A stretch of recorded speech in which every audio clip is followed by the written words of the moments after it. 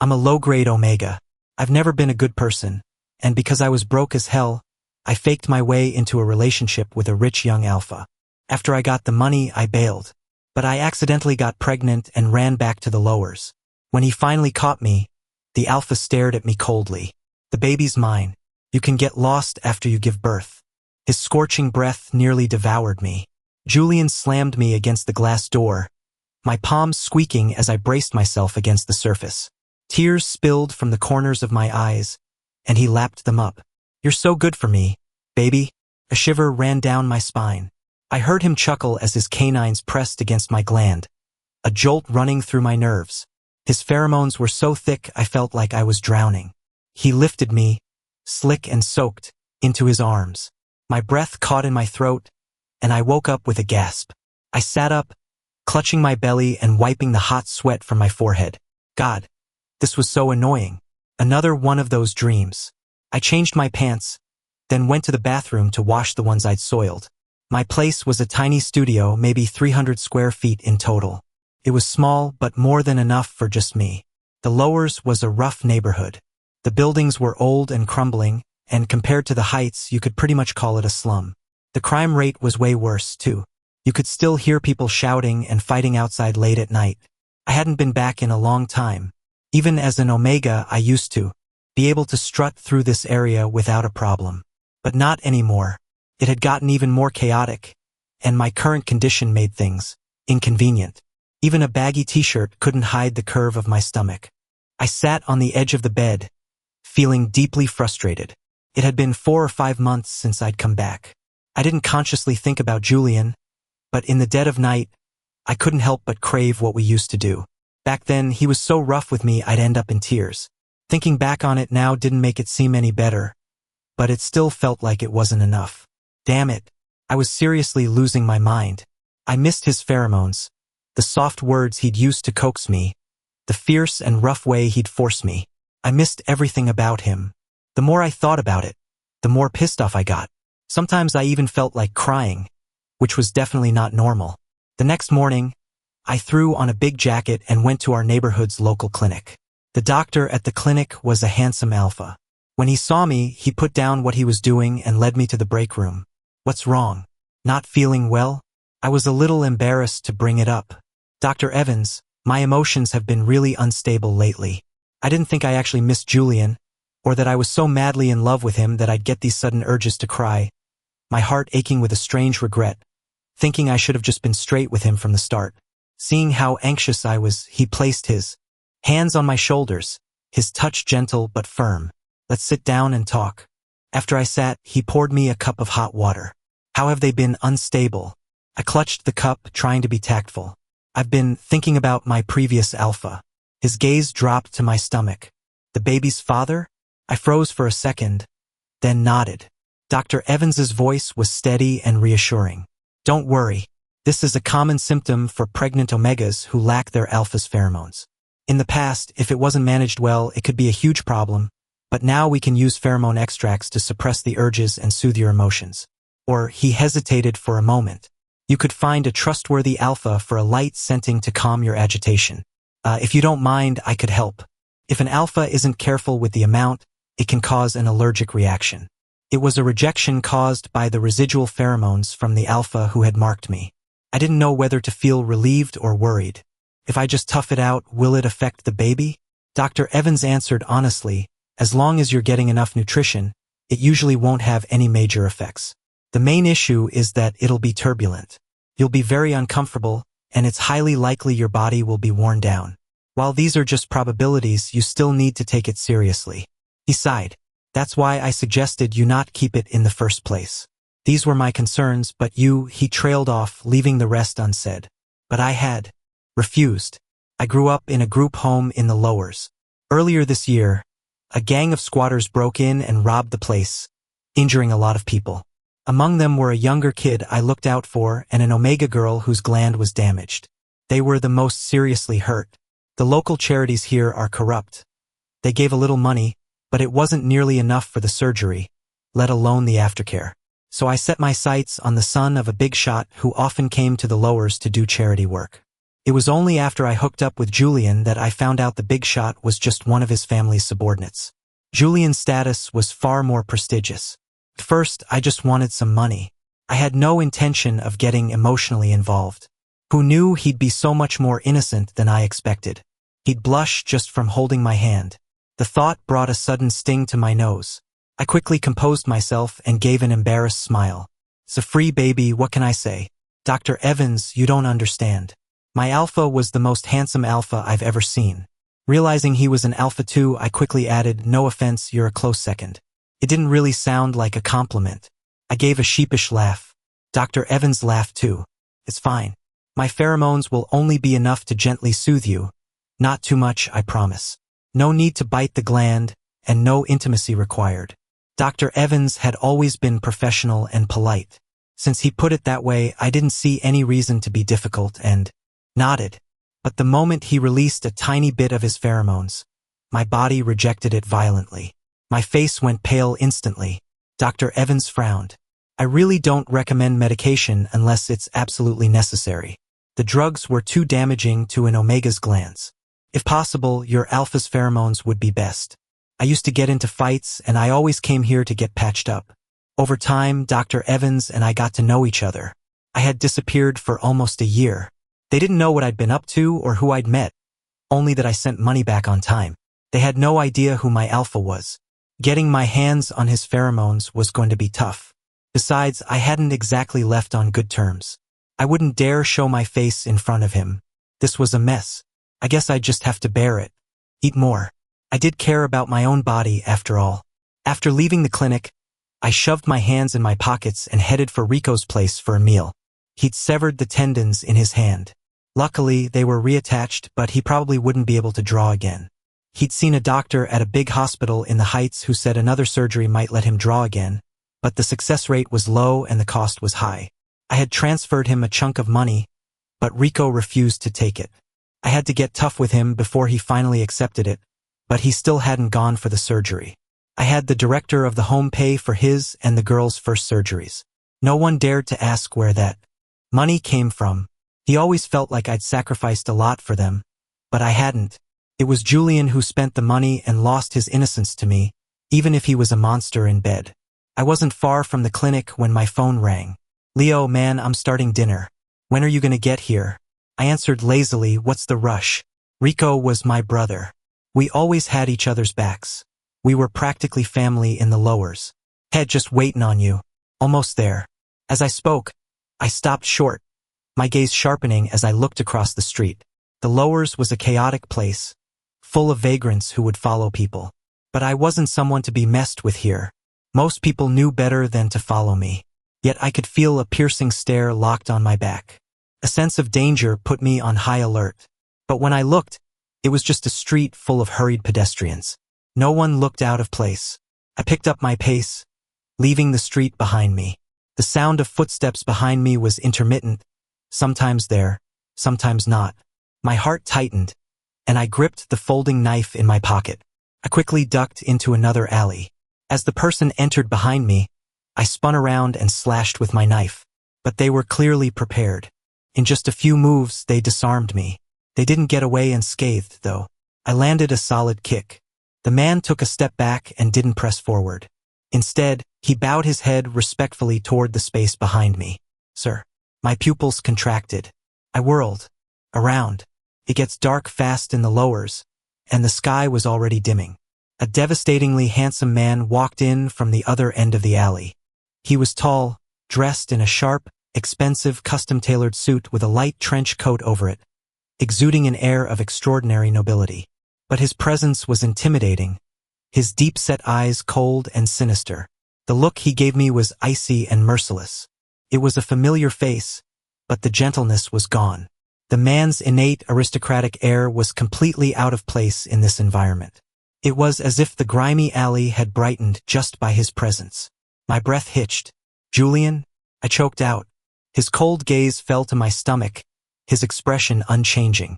In fact, since seeing me, he showed no emotion at all, just a detached indifference.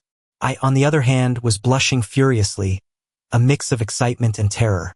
What was he doing here? I instinctively tried to suck in my stomach and backed away. Watching him walk toward me step by step made the hair on my arms stand up. I turned and ran. Fuck.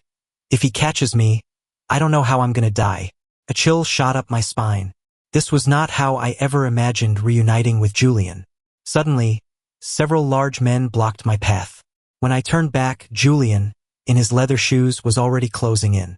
He grabbed my arms, his voice like ice. "Where do you think you're running, Leo?" His chilling expression and gaze suggested that the towering rage had long since burned out, leaving only a cold hatred and blatant disgust. He practically lifted me off the ground. His grip on my arms was agonizing. My face was pale, but I didn't make a sound. Julian smelled the unfamiliar pheromones on me. His voice turned sharp. "You're such a slut. Can't even behave after leaving me. Found a replacement already." Huh? I froze, not realizing I still smelled of Dr. Evans's pheromones. I blurted out. "You didn't?" Julian sneered, then said no more. He dragged me toward my apartment. My scalp tingled. He knew where I lived. There was no way I could hide the pregnancy now. My mind was a mess. By the time we reached my door, my heart was pounding and I was trembling so badly I could barely stand. I would have collapsed if he wasn't holding me. He pulled the key from my pocket and opened the door while his bodyguards stood watch outside. The moment the door closed, I was enveloped in his alpha pheromones. My mouth went dry. Julian listened to me. He wouldn't listen. He clamped a hand over my mouth, his other hand roaming over my body. He laughed coldly. "Already slick. God, you're such a slut. Can you even live without a man?" He was definitely saying it just to hurt me. I knew that, but my heart still twisted in pain. My eyes burned. He never would have talked to me like that before. Even though we'd met in a bar, even though I was just a server, he had always been so polite and gentlemanly. I shook my head. "No, it's not like that." But even though I was hurt, I couldn't stop myself from pressing closer. His pheromones smelled so good, so comforting. "How did you find me, Julian?"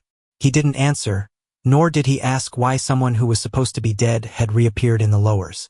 He just looked down coldly, watching me squirm against him. Julian. I hadn't been exposed to his pheromones in so long. This sudden, overwhelming dose was making me lose my mind. And alpha's pheromones are inherently oppressive. As a low-grade omega, all it took was a little for me to completely submit to him. Before, he would have never deigned to use his pheromones to dominate someone. But now, the almost suffocating scent was too much for me. "It's too much," I gasped. Julian held me with one hand, his eyes sweeping over the tiny, dilapidated apartment. "You left me to live in a place like this?" I stumbled after him, my legs giving out. I fell to my knees, but he caught me in a flash, pulling me into his arms. I wrapped my arms around his neck, my gaze hazy as I kissed the corner of his eye. "What are you talking about? I don't understand." Julian's breathing deepened. He kicked open the bedroom door with a crack, splintering the frame. He wasn't gentle. My pheromones were driving him wild, too. His movements were rough, completely disregarding my feelings. His eyes, naked and searing, stared at me. "Leo, looking at you like this, you're just begging to be fucked." I struggled for a moment, tears rolling down my face. My bangs stuck to my flushed cheeks. "Don't do this." I covered my stomach with my hands. Julian let go of my legs and moved my hands away. "What are you hiding? Something you don't want me to see?" He glared at me viciously, his bloodshot eyes a mix of hatred and lust. The alpha's pheromones saturated every corner of the room. The next morning, his assistant had already delivered a change of clothes. Nutrient packs and alpha suppressants were in a small cooler, and a hot breakfast sat on the table. Julian was tall and imposing, which made the rental apartment feel even smaller. The moment he sat on the sofa, a section of it immediately sank, startling him. What kind of shitty spring sofa was this? He was a rich kid, after all. He'd never been in a place like this, let alone spent the night in such a wreck. That just made him even more irritated. The more he thought about it, the angrier he got, and the darker his face became. Last night, the Omega had clutched his stomach, crying pitifully. The sight had stirred his cruel, sadistic side. He had snapped, "What are you crying for? So delicate."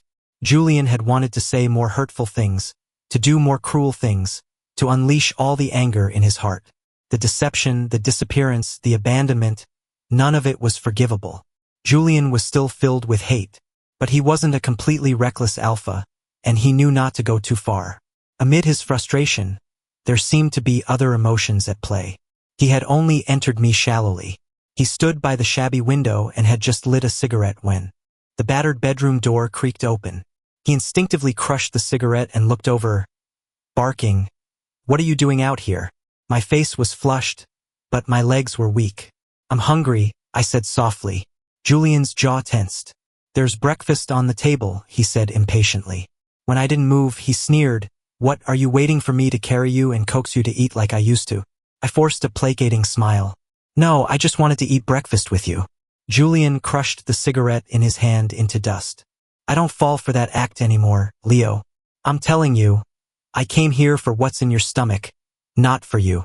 The day you left me, we were over." My eyes burned and my breath hitched. It hurt, but I kept the smile on my face. "I know, but just eating a meal together doesn't mean I'll think you still like me." He didn't say anything. He turned to leave, but I quickly grabbed his arm. "Wait." His eyes were ice cold, watching to see what trick I'd pull next. I stared at the scratches on his handsome chest. "Put on your clothes before you go." He was still wearing a soft, silk robe. The rich kid must have brought a whole wardrobe with him on his trip. The belt was tied loosely, revealing his firm, muscular chest, and his long legs were just barely visible. If he went out like that, some other Omega was bound to notice him. He yanked his arm away. The door opened and slammed shut with a bang. The bodyguard and assistant waiting outside jumped, startled by their boss's sudden exit. Sat at the table but didn't pick up my chopsticks. For some reason, my emotions were all over the place. Tears splashed onto the table, and I quickly wiped them away. Damn it, what was there to cry about? So embarrassing. People from the lowers needed a lot of paperwork to live in the heights. If you couldn't find a job, you couldn't stay there for long. At the time, I was a temp bartender at a club. Julian was there for a friend's birthday party, and I was one of the servers assigned to their private room. The manager picked me because I was good-looking and reliable. I had assumed these rich kids would be sleazy, so if they were, I figured I'd make a move on Julian. But instead, they spent the whole night talking about their ambitions, about poetry and traveling the world, about stock prices and market trends. It all sounded very sophisticated, and I didn't understand a word of it. I carefully glanced at the most handsome alpha in the room. I'd seen him before at events for the group home and other charities in the lowers. The director always asked me to help at those things. Even though I didn't have much education, I was considered one of the more cultured people from my neighborhood. The rich kid was always heavily protected. Even the director never saw his face. I just happened to be moving some boxes to the VIP lounge and saw Julian through a crack in the door. The alpha was wearing a black formal suit, his skin impossibly pale, his features stunningly beautiful. Every move he made was dripping with elegance. It was like he had his own built-in filter. I finally understood what the phrase lighting up a dingy room meant. "So beautiful. Who's there?" the alpha asked, looking up. Our eyes met. He froze, my heart skipped a beat, and I quickly scurried away with the box. Just as I left, I heard his bodyguards rush in. "Is something wrong, sir?" "Who was that just now?" "One of the workers moving supplies." I didn't hear what he said after that. I walked to the expensive mechanical room. All the equipment in here was donated by that young master's family. I muttered, "Must be nice to be rich." Seeing him again, and remembering I was there specifically to get close to him, made me inexplicably nervous. Julian sat on the sofa, and under the flashing neon lights, his eyes were soft, like a piece of polished jade. After the group home was robbed, none of the local organizations would help, so I thought of the rich kid. Why did I choose Julian? Probably because he had a clean aura and looked kind. And sure enough, kind people get taken advantage of. I was never a good person, not since I was a kid. A cheater, a liar, a hustler with a crooked heart. I wanted money. At first, I just wanted to borrow some from him. But as they say, there's no such thing as a free lunch. Even if he seemed easygoing, he was still a rich kid. So that night, I was very proactive about pouring him drinks. When he couldn't drink anymore, I drank for him. Julian's friends were surprised and were about to dismiss me, this self-appointed drinking buddy. Julian just laughed. It's fine. He's kind of cute. And a little familiar. He then looked at me as I bent over to serve him from time to time, and said in a gentle, gentlemanly voice, I can hold my liquor, you know. You don't have to drink for me. But you're blushing. I was wearing a cheap, black lace suppressant collar. Julian's eyes flicked to my neck. An omega. It's fine, I said with a shy smile. He was silent for 2 seconds, then shifted over, patting the spot next to him. If you don't mind, you can sit here. Of course I didn't mind. I immediately slid in next to him. Everyone stared at me, sizing me up, but no one said anything. They just figured it was one of Julian's little amusements. It was a bit of a novelty, though. Probably because of his strict upbringing, Julian was about to graduate from college and had never been with an omega.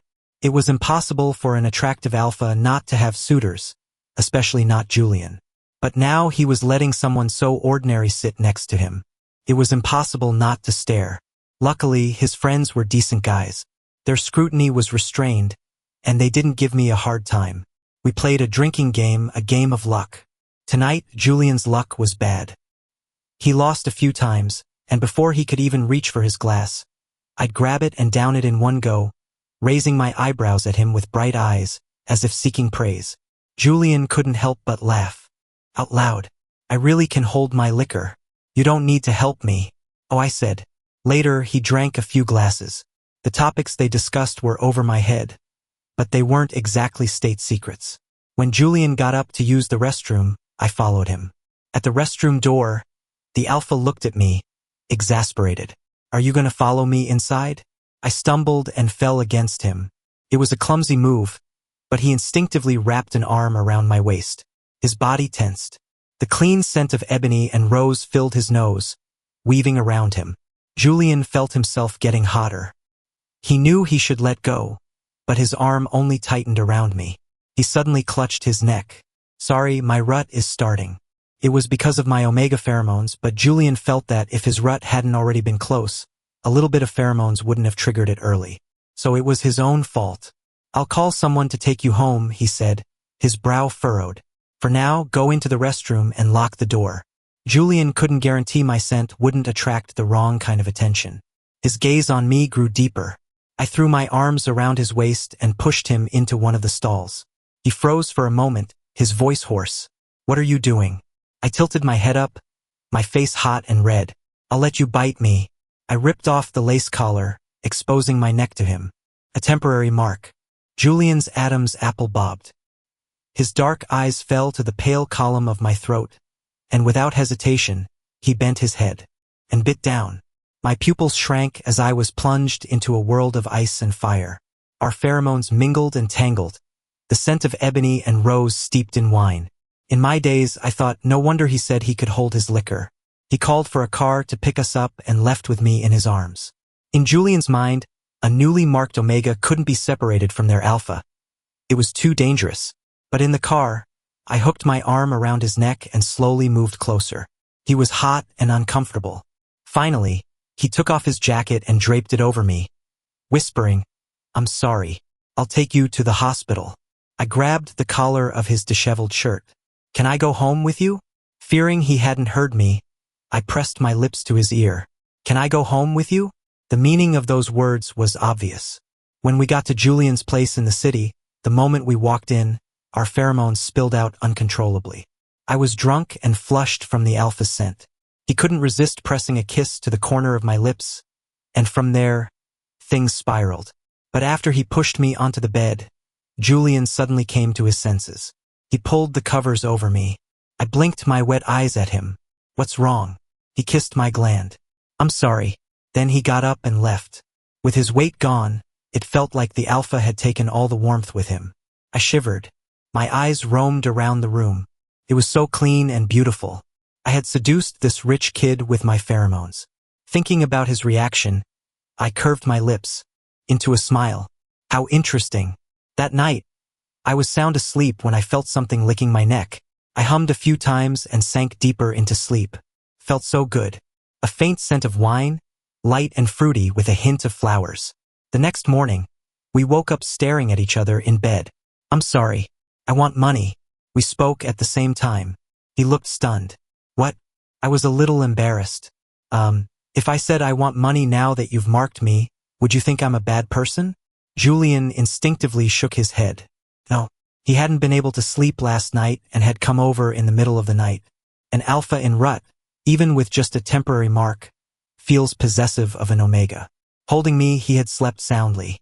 Now he abruptly removed the arm that was draped across my waist. I said shamelessly, you know how it is.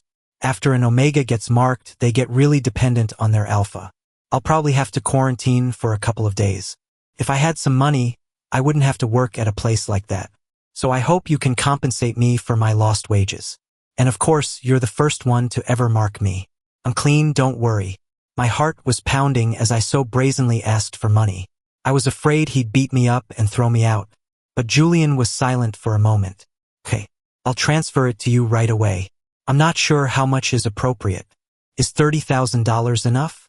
Or is that too little? That's enough. I hadn't expected him to be so generous. I opened my payment app. Just add a note. Unconditional gift. He blinked, then couldn't help but laugh. Can I have the honor of adding you as a friend? I didn't dare to look him in the eye. Sure.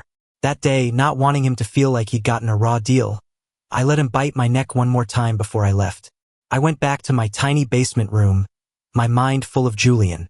The golden boy had been played, and he was smiling and sending money. I had originally thought that if he just beat me up, I'd drop the whole damsel in distress act. I had judged him right. Julian was classy and dignified. I lay on my narrow bed and transferred the money to the director of the home. After putting my phone down, I rolled over and pulled the blanket over my face, hiding the smile in my eyes. After that, he kept coming to that bar. He'd book a private room just to have me there with him. He was picky about his wine, and he always ordered bottles that would get me a bigger commission. He barely touched them. He'd have them stored, so friends could drink them when they visited. Occasionally, he'd give me extra money to compensate for taking up my work time, and I accepted it without any guilt. At night, he'd take me home. The bus was crowded. I looked at the impossibly elegant alpha and wanted to shield him from the jostling people. But he grabbed my waist and pulled me firmly in front of him, leaning down to whisper in my ear, "Leo, you can hold on to me." He had clearly never been on a bus before, but he wasn't an idiot. Seeing people grabbing the overhead rail, he used his height to easily carve out a small space, protecting me in front of him. I held onto his waist tightly. When the bus lurched, he didn't move an inch. I felt so safe. I breathed in the alpha's pleasant scent, and a feeling of happiness that didn't belong to me made my heart flutter. When we got to my building, I didn't invite him in. If we had just met, I would have taken him inside without hesitation, shown him the kind of place I lived in, and scammed some sympathy money out of him. But this time, as he walked me to my door, I felt a sense of shame. I didn't want to expose my pathetic, useless self to him. "See you tomorrow." I was about to turn away when he called out to me. "Leo, do you want to see my campus?" My eyes widened in surprise, and I nodded happily. "Yeah." Under the streetlight, Julian's gaze was soft and bright. "I'll pick you up tomorrow." His university was huge and beautiful. Even the grandest buildings in the lowers couldn't compare. I was curious about everything. He naturally took my hand and even took me to his dorm room, though he rarely stayed there. We made it official that day. He confessed his feelings to me with a bouquet of roses. It was a grand affair. He had invited a lot of his friends. I was dizzy with joy, my mind constantly repeating, "I'm only agreeing to be with him for the money." It was as if saying it would somehow lessen the fear and unease that came from our vast difference in status. The moment I said yes, I felt like I was going to cry. That night, he pinned me to the bed and marked me, revealing the raw, fierce side of an alpha. "Leo, I'm so happy." It hurt a little at first, but I gritted my teeth. Me too." Julian's eyes were bloodshot. "You're so good for me, baby," he rasped. A sob escaped my lips. I had quit my job at the bar a while back and started working at an expensive bakery. I regularly sent money to the director and Rico. I didn't say anything else. The day Julian confessed to me, his friends were all happy for him, but none of them thought we would last. I was from the lowers. Julian hadn't looked into my background, but his parents had. In the car, Mrs. Croft, elegant and poised, frowned when she smelled the alpha's pheromones on me. "You got close to my son for money." I nervously picked at my fingers, my head bowed, not answering her. He's been spending time with an Omega he gets along with very well lately. My head snapped up. What? You haven't noticed? Julian has been coming home to your place very late recently, the woman said coolly. We don't care about matching social statuses, but the gap between you two is too vast. He's intrigued by you now, but over time, it will inevitably fall apart. Besides, your intentions for getting close to him were not pure. She paused, softening her tone. Child, Julian has a gentle nature, but he isn't a fool. He can tolerate lies now because he likes you, but once he meets his destined mate, those lies will become the sharpest of blades. It won't end well for anyone. She had said so much, but I only heard one thing. Destined mate? Julian's mother looked out the window and sighed softly. A pheromone compatibility of over 99%. They're drawn to each other at first sight. I'm here because I hope you know when to back down. I don't want Julian's father to get involved. You're just a kid. I asked in a daze, then how do I leave? No, ma'am. Please just give me a few more days. For the next few days, I was incredibly clingy with Julian. When he came home, I would press against him, sniffing him. We had our first fight because he came home smelling of another Omega's pheromones. It was unavoidable, really. I sometimes came home with traces of other people's scents on me after being in crowded places. It was even more likely for someone like Julian, who was at the center of high society. There were too many people who could stand beside him, and I wasn't one of them. I threw the dinner he brought home on the floor, the greasy smell making me break down. Let's break up. Julian had been swamped with work lately, but coming home always made it feel worth it. Even though his Omega was throwing a tantrum, it showed I cared, that I was possessive. Julian was more satisfied than annoyed. He held me and soothed me. I'm sorry, baby. I didn't do enough. Don't break up with me. I love you. I cried silently into his chest. Don't say you're sorry. It's my fault. I was wild that night, clinging to him relentlessly. Julian almost lost control and permanently marked me. As if sensing something, he whispered a warning. Don't leave me, Leo. I'll go crazy. But the next day, there was a car accident. Someone drove their car off an overpass and into the sea. I didn't know about any of this. By then, Julian's mother had already had people forcibly take me back to the lowers. But no matter what, my leaving was a betrayal, an abandonment. It was unforgivable, and I left in such a dishonorable way. I truly regretted it. I should have ended things properly. Now he hated me. I didn't dare to dwell on the time I spent with Julian. Every time I woke up from those dreams, my heart felt empty. I zoned out for a moment before slowly picking up my chopsticks to eat. My heart ached, but my body felt pretty good. The baby was unusually quiet today, too. I just didn't know when Julian would be back. Around noon, someone brought me lunch. Chris, where's Julian? Chris, Julian's assistant whom I'd met before, whispered, in the car downstairs. I was stunned. Chris continued, the boss can't stay here for long, he still has work to deal with. He's probably thinking about whether to take you with him. He wasn't forcing me to leave, nor was he asking my opinion. He was still considering whether he was willing to take me back to the Heights. It was as if I really wasn't that important. My heart clenched, and I retreated sullenly to my room. That afternoon, I was dozing off when Julian gently picked me up and carried me downstairs. My eyelids were heavy. Smelling the familiar scent of fruit wine, I managed to force my eyes open. Where are we going? Julian's face was a cold mask. He didn't answer. I was afraid he would leave me behind, but I was also afraid that if I went with him, I'd have no place to call my own in the future. When I left, I said quickly, I took a lot of your money, and your family doesn't approve of us. Julian, I'm just an ordinary Omega. I grew up in a group home, I never learned to be good. Back then, I was jealous of you. When I first saw him, the alpha's handsome face, his noble air, he was so high above me, untouchable. Yet he drew everyone's gaze.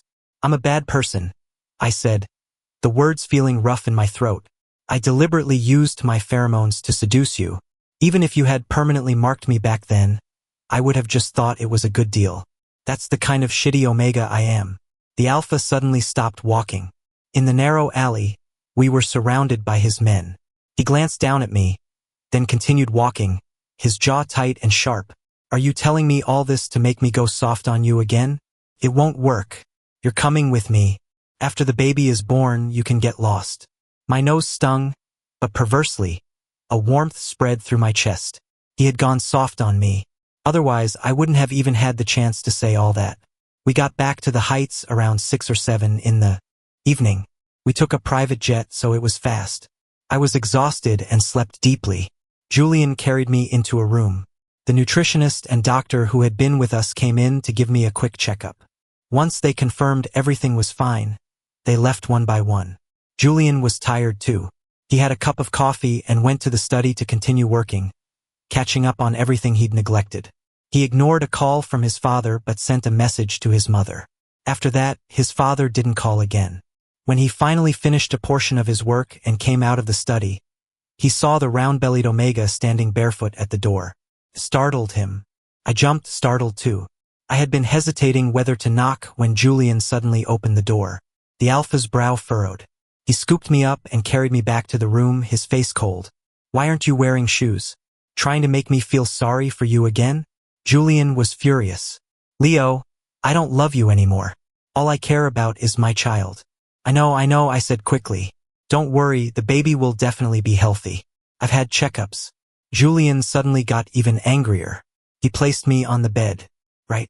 You're just some poor, low-status Omega from the lowers. You may have despicably tricked me, but you were forced into it. Even if you fell in love with me, you were forced to leave in the end. You believe whatever they tell you. You're the victim here, you're the most innocent one. Is that what you want to hear? My eyes burned, and a lump formed in my throat. Don't talk to me like that. You never loved me, Leo, Julian said coldly. And I feel the same way. After the baby is born, I'll give you a large sum of money and send you away from here, back to your lowers, back to your Dr. Evans. I felt my eyes and nose fill with a sour sting. If I blinked, the tears would fall. Okay, I said, looking down. In that case, can you give me a little more money? Maybe I can become a self-made millionaire. Then, when I feel like we're on equal footing, I'll come after you. He was left speechless, a breath caught in his throat. In the end, he stormed out, slamming the door, though not with full force. I sat there awkwardly for a while before the housekeeper came in. She gently asked where I'd like to eat and brought me a pair of soft slippers that fit perfectly. It wasn't that the staff wasn't attentive. Julian just didn't want too many people near me. His personality had changed so much in the last 6 months. Without his orders, no one dared to come in. Ma'am, I asked, where's Julian?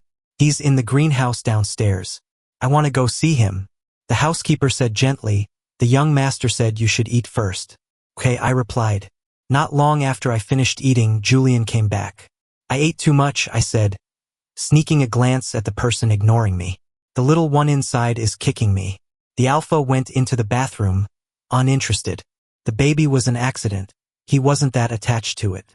I lay in bed and sighed. I should have ended things properly.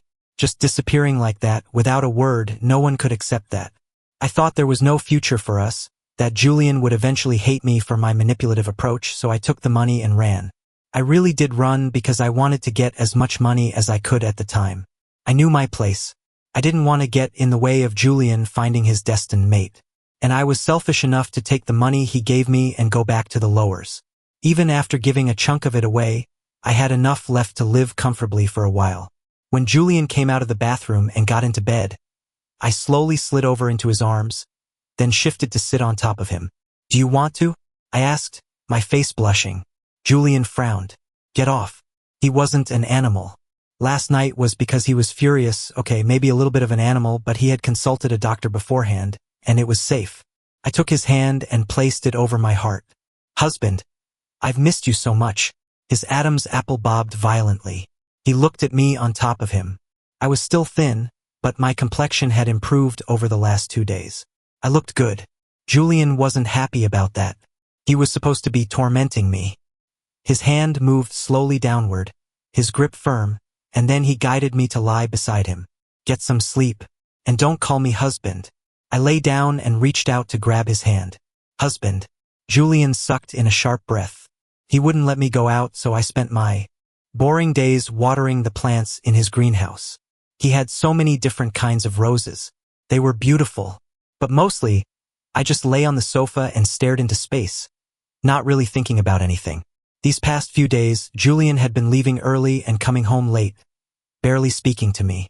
He wouldn't even torment me a little. It was no fun.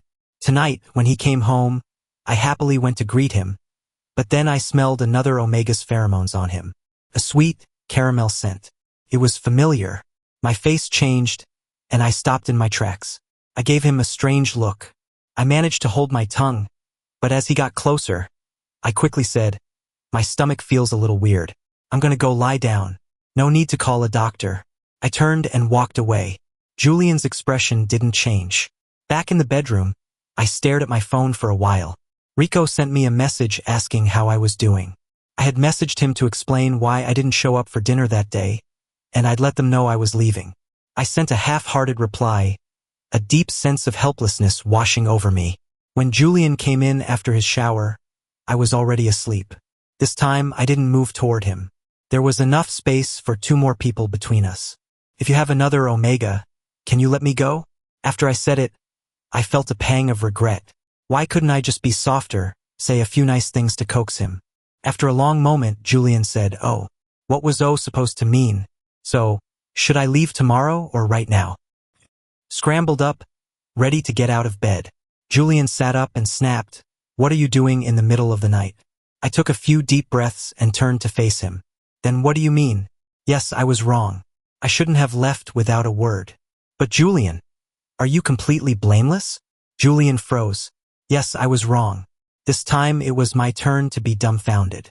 I was trying to start a fight here, but Julian said seriously, "I was wrong not to respect you enough to look into your background. I was wrong to hide things about my family from you, which put you under pressure without me realizing it. But I don't have a destined mate. I'm not going to fall in love with someone over a little bit of pheromones. If you still don't believe me, I'll let you leave." Julian got out of bed. "You go to sleep. I'll stay in the guest room from now on." I immediately followed him. "How did you get someone else's pheromones on you?" He glanced at me. "The person you called my destined mate cornered me at the office. He tried to use his pheromones to make me lose control. I couldn't avoid getting some on me. The police have been called, and his family took him to the hospital." Then Julian added, "I have no relationship with him. His own pheromones are out of whack, but instead of getting treatment, he comes after me. I'm not his alpha. So what if their compatibility was 100%? It didn't help anything. It's not like it was untreatable. So annoying." Julian's face was dark. Seeing my silence, he said impatiently, "Fine, don't believe me." "No," I said, grabbing his hand. "I was just a little jealous. My pheromones might be low grade and I might be poor and uncultured, but I have a lot of pride. I'm trying to change." "I'm sorry." Julian's expression was still cold. "The other day you had that doctor's pheromones on you. Leo, you can't just do whatever you want because you think you're the weaker one." I explained it was because I didn't have your pheromones. My stomach hurt, my gland hurt, and my emotions were all over the place. Dr. Evans said the medication would be bad for my body, so he just used a little of his scent to calm me down. We were standing far apart, and my body was rejecting it anyway, so I was just going to tough it out. Who knew you'd show up that very day? You're so good. Julian's expression softened a little. I pulled him back to bed. "Don't stay in the guest room. I can't be without you."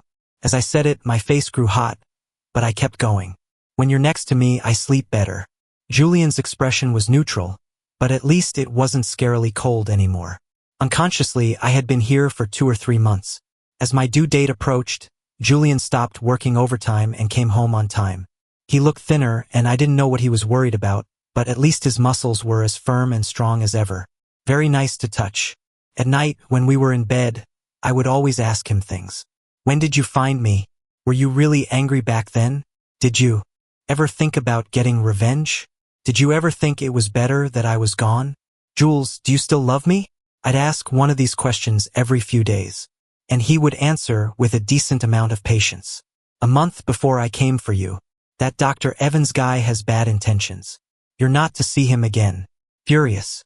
"No. Why would I? You owe me. You have to pay me back." "Yeah." I frowned. What's "yeah" supposed to mean? Julian went quiet. I took his hand and placed it on my stomach. "I love you. I love you selfishly." Julian's fingers curled.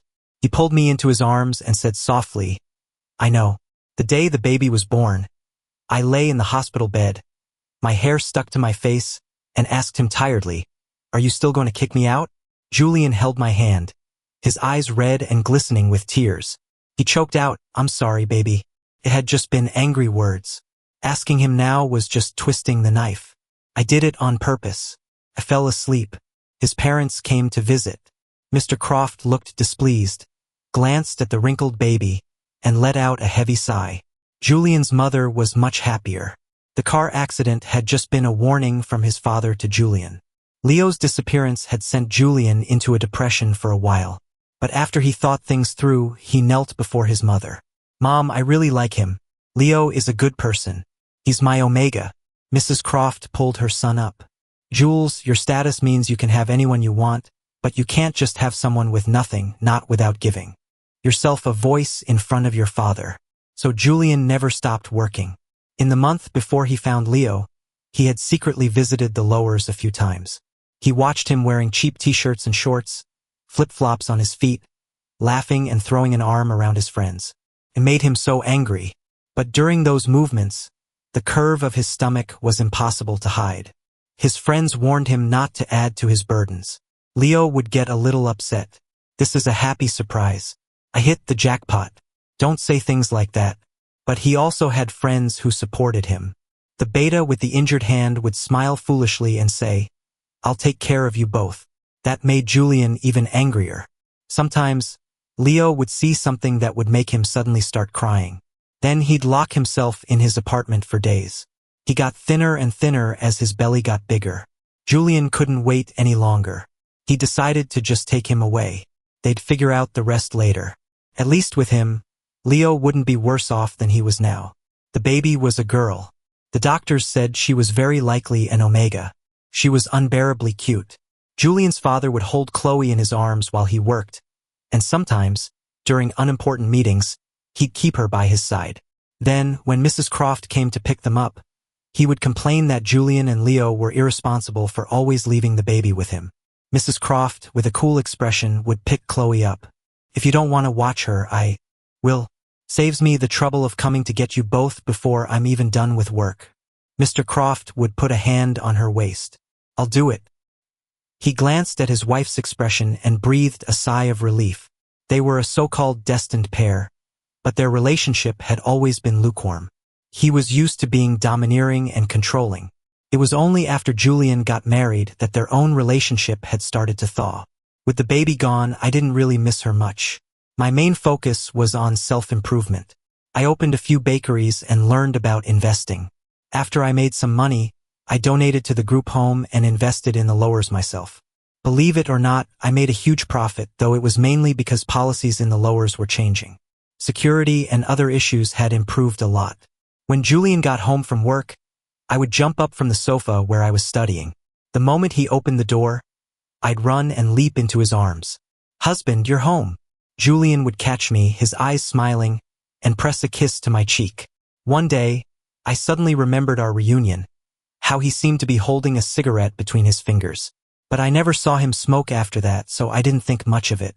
I found out later that there was a time he had picked up smoking, but he quit just as quickly. At night, after he had worn me out, I would murmur drowsily, Jules, I love you. Baby, Julian would say, holding me tight, his voice gentle. I love you more.